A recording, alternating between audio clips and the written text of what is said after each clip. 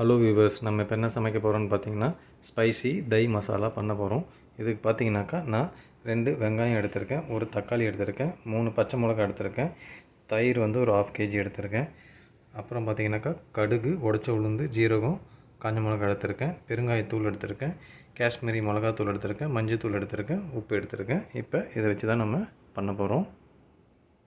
இப்போ பாருங்கள், வெங்காயத்தை வந்து நான் பொடி பொடியாக கட் பண்ணி வச்சுக்கிட்டேன், தக்காளியும் கட் பண்ணி வச்சுக்கிட்டேன், பச்சை மிளகாவையும் நான் அப்படியே கட் பண்ணி வச்சுருக்கேன். இப்போ பாருங்கள், நான் ஒரு ஃப்ரை பேனில் எண்ணெய் ஊற்றிருக்கேன். எண்ணெய் காஞ்சிருச்சு. இப்போ நான் வந்து கடுகு, உடைச்ச உளுந்து, காஞ்ச மிளகாவை சேர்த்துக்கிறேன். பாருங்கள், இது நல்லா பொரிஞ்சு வரும்போது நான் பச்சை மிளகாவை சேர்த்துக்கிறேன்.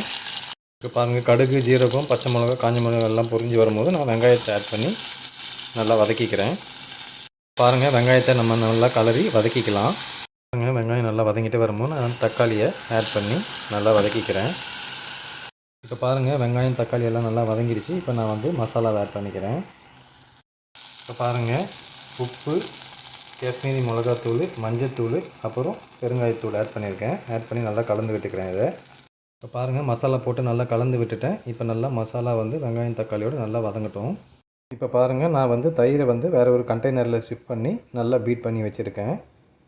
இப்போ பாருங்கள், ஸ்பைசி மசாலா வந்து ரெடி ஆகிடுச்சு. இப்போ இது வந்து கொஞ்சம் நம்ம ஆற வச்சு அந்த தயிரோட கலந்துப்போம். இப்போ பாருங்கள், இந்த ஸ்பைசி மசாலா வந்து நல்லா ஆறிடுச்சு. இப்போ நம்ம இதை வந்து தயிரோட சேர்த்துப்போம். இப்போ பாருங்கள், அந்த ஸ்பைசி மசாலாவை நம்ம பீட் பண்ணி வச்சுருந்த தயிரோடு ஆட் பண்ணிவிட்டோம். இப்போ நல்லா இதை கலந்து விட்டுப்போம்.